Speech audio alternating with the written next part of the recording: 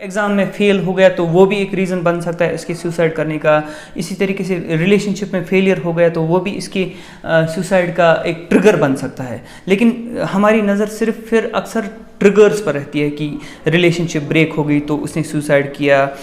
Teacher ने कुछ ऊंची आवाज़ में बोला तो उससे सुसाइड हुआ, घर पे किसी ने ऊंची आवाज़ में कुछ बोला था तो उससे सुसाइड किया इसने। लेकिन वो सिर्फ ट्रिगरिंग पॉइंट्स होते हैं। ट्रिगर्स को ही समझना काफ़ी नहीं होगा, उसके पीछे जो कहानी चल रही थी एक इंसान की ज़िंदगी में बचपन से उस पॉइंट तक, अगर हमने उस चीज़ को समझा नहीं, एक आम पब्लिक के लिए उनको अंडरस्टैंड करने की कोशिश नहीं की कि क्या वो बायोलॉजिकल, साइकोलॉजिकल और सोशल रीजंस रहते हैं जिसकी वजह से एक इंसान जो है फाइनली एक एडोलसेंट सुसाइड कर सकता है। जब तक इन चीज़ों पर पब्लिक में, कम्युनिटी में बात नहीं होगी, तब तक हम सिर्फ सुसाइड को एक मॉरल इशू समझेंगे कि मतलब ये गुनाह।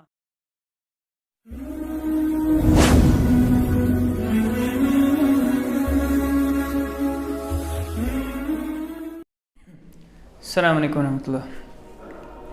जी। मेरा नाम वसीम ककरू है। मैं child guidance and wellbeing centre IMHANS में एज ए काउंसलर काम करता हूँ। और आज हम जिस मौजू पर मुख्तसरन इस वक्त बात कर रहे हैं वो है सुसाइड और डिप्रेशन के बीच में एक कनेक्शन क्या है, और शायद अगर हम ये भी बात कर सकें कि कैसे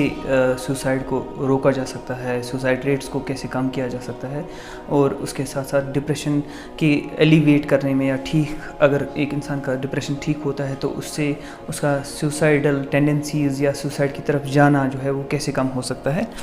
तो सुसाइड जो है, सुसाइड कोई ऐसा एक्ट नहीं है कि एक इंसान सुबह उसने डिसाइड किया आज सुसाइड कर लूँगा तो बस उसने उसी दिन सुसाइड कर लिया। यूजुअली सुसाइड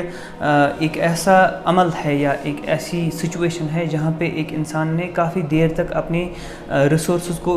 यानी अवेल करने की कोशिश की होती है, अपने इमोशनल रिसोर्सेज को ख़ास तौर पर अवेल करने की कोशिश की होती है, अपने फाइनेंशियल रिसोर्सेज, अपने सपोर्ट सिस्टम को अवेल करने की कोशिश की होती है। लेकिन एक पॉइंट आ जाता है उसकी लाइफ में जहाँ पे उसको लगता है कि शायद अब मुझसे और बर्दाश्त नहीं हो सकेगा, और जहाँ पे वो मरना ज़्यादा बेहतर समझता है अपनी ज़िंदगी से तंग आकर, या वो ये समझता है कि शायद अब उसकी लाइफ में कोई सोल्यूशन नहीं है उसकी प्रॉब्लम्स का, तो जहाँ पे फिर वो फाइनली सुसाइड अटेम्प्ट कर सकता है, जो कभी कभार कंप्लीट भी हो जाता है। अगर अटेम्प्ट किया तो वो कंप्लीट भी हो सकता है। तो सुसाइड क्यों कोई इंसान करता है एज ए क्लिनिशियन, अगर मैं अपनी अंडरस्टैंडिंग के हिसाब से देखूं तो सुसाइड जो है, सुसाइड एक बायोसाइकोसोशल प्रॉब्लम है। इसमें बायोलॉजी भी एक इंसान की इन्वॉल्व होती है, उसकी साइकोलॉजी भी इन्वॉल्व होती है, और उसकी सोशियोलॉजी भी इन्वॉल्व होती है। बायोलॉजिकली अगर एक बंदा जो है किसी मेंटल हेल्थ इशू के साथ जूझ रहा था पहले से ही, जैसे जिसमें खुसूसतन हम यहाँ पे इस वक्त डिप्रेशन की बात कर रहे हैं, और अगर वो डिप्रेशन उसका ट्रीट नहीं किया गया फ्रॉम टाइम लाइक वक्त होते ही उसका ट्रीटमेंट नहीं हुआ, तो अगर एक इंसान का डिप्रेशन सीवियर लेवल का पहुंच जाता है तो ये भी एक इंसान को सुसाइड की तरफ ले सकता है। तो इसके साथ साथ कुछ और भी मेंटल हेल्थ इश्यूज़ हैं, जैसे एंग्जाइटी के मुख्तलिफ डिसऑर्डर्स, फॉर्म्स हैं एंग्जाइटी के, वो भी एक इंसान को जो है सुसाइड की तरफ ले सकते हैं। या इसी तरीके से कई सारे पर्सनालिटी डिसऑर्डर्स, जिसमें बॉर्डरलाइन पर्सनालिटी डिसऑर्डर एक अहम डिसऑर्डर माना जाता है, जो इंसान को इम्पल्सिव बनाता है, और फिर एक इंसान जो है एक क्रिटिकल पॉइंट पर सुसाइड करने की सोचता है। कई बार ये पहले ही से ही धमकियाँ दे रहे होते हैं कि हम सुसाइड कर लेंगे, सुसाइड के बारे में सोच रहे होते हैं, और अगर इन धमकियों को जो है लाइटली लिया गया तो काफ़ी नुकसान हो सकता है। इसीलिए हमें चाहिए कि अगर कोई एडोलसेंट ख़ास तौर पर सुसाइड की धमकी दे रहा है तो उसको लाइटली नहीं लिया जाना चाहिए, और उसकी बायोसाइकोसोशल जो अंडरपिनिंग्स हैं उनको समझने की कोशिश करनी चाहिए। एक आम इंसान को ये सब नहीं पता होता है कि बायोलॉजिकल अंडरपिनिंग्स क्या हैं, साइकोलॉजिकल और सोशल अंडरपिनिंग्स क्या हैं, लेकिन आपकी یعنی سمجھ کے لیے، آپ کی وضاحت کے لیے میں تھوڑا سا یہاں پہ یہ بولنا چاہوں گا کہ ایک انسان کے گھر کا ماحول اگر بچپن سے ہی کافی بگاڑ بھرا ہے، کافی کانفلکٹ اس ماحول میں ہے، ڈومیسٹک وائلنس وہ دیکھ رہا تھا بچپن سے ہی، اس کی ایموشنز کو نہیں سمجھا گیا بچپن سے ہی، تو وہ بچپن سے ہی اپنی ایموشنز کو لے کر کنفیوز ہو جاتا ہے. پھر آگے جا کر جب لائف بھی اپنا پریشر ڈال دیتی ہے ایک بچے کی زندگی پر، ایڈولسنٹس پر، تو اگر وہ ان پریشرز کو ہینڈل نہیں کر پایا اور وہ اپنی ایموشنز کے بارے میں چونکہ پہلے سے ہی کنفیوز تھا اور وہ ایموشنز کو ہینڈل نہیں کر پایا، اور اس کے ساتھ ساتھ اگر گھر کا ماحول پھر بھی ویسا ہی تھا، اب بھی وہی ڈومیسٹک وائلنس چل رہی تھی، اب بھی سوشل سپورٹ نہیں مل رہا تھا اس کو، اور نہ ہی اس کے اگر فار ایگزامپل کوئی مینٹل ہیلتھ ایشو ڈیولپ ہوا تھا تو اس کو بھی نظر انداز کیا گیا، جیسے فار ایگزامپل ڈپریشن، اس کو پہلے سے ہی کافی عرصے سے تھا اس کو ڈپریشن، اس کو بھی نظر انداز کیا گیا، اس کی ایموشنل نیڈز کو نظر انداز کیا گیا. تو اس طریقے سے ایک بچہ جو ہے، ایک ایڈولسنٹ کی بات ہم کر رہے ہیں، تو فائنلی اس کو لگتا ہے کہ نہ ہی مجھے میرے گھر پر کوئی سمجھتا ہے، نہ ہی مجھے اپنے آپ کے بارے میں کوئی سمجھ آ رہی ہے کہ مجھے اپنی ایموشنز کو کیسے ہینڈل کرنا چاہیے. اور پھر پہلے وہ ہی میں ٹرن ٹو سیلف ہارم. کبھی کبھار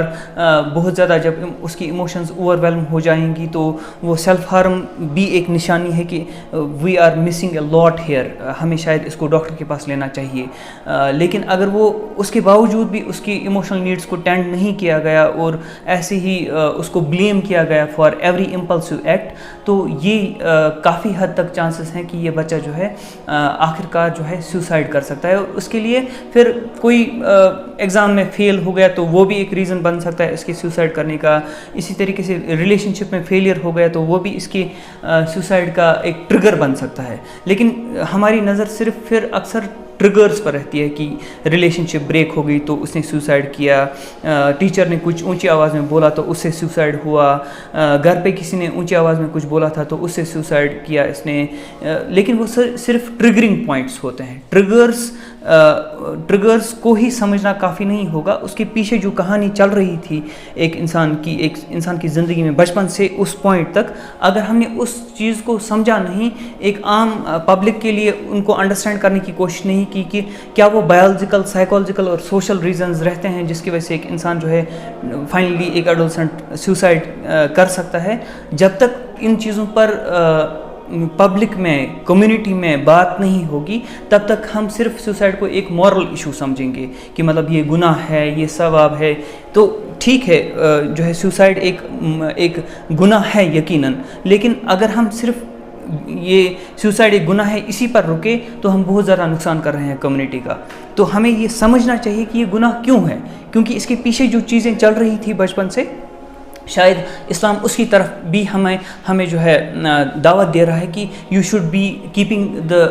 ہوم انوائرمنٹ ہیلدی. اگر آپ وہ گناہ کر رہے ہیں تو پھر یہ گناہ بچے سے سرزد ہو سکتا ہے. اگر آپ گھر کا ماحول صحیح نہیں رکھ رہے ہیں تو اصلی گناہ تو آپ نے کیا. اگر آپ ڈومیسٹک وائلنس کر رہے ہیں پہلے سے ہی اور بچہ دیکھ رہا ہے وہ ڈومیسٹک وائلنس گھر پہ، تو وہ گناہ تو آپ سے ہی ہو رہا ہے پہلے. اگر آپ اس کی ایموشنز کو ٹینڈ نہیں کر رہے ہیں تو وہ گناہ بھی آپ کے ہی سر ہے. پھر آخر کار وہ ایک گناہ کر لیتا ہے کہ وہ سوسائڈ کر لیتا ہے. ٹھیک ہے اس نے گناہ کیا، لیکن اس کے پیچھے جو سٹوری چل رہی تھی ان پر اگر آپ کی نظر نہیں ہوگی تو شاید آپ بھی گنہگار ہوں گے. تو اس کو اگر ہم اسلام کے زاویے سے یا اسلام کی ویو سے بھی دیکھنے کی کوشش کریں سوسائڈ کو، تو اس کے پیچھے والی سٹوری کو سمجھنا بہت امپورٹنٹ ہوگا. تب جا کے ہم خود بھی اس گناہ کی زد سے خود کو بچا سکتے ہیں اور بچے کو بھی بچا سکتے ہیں. شکریہ.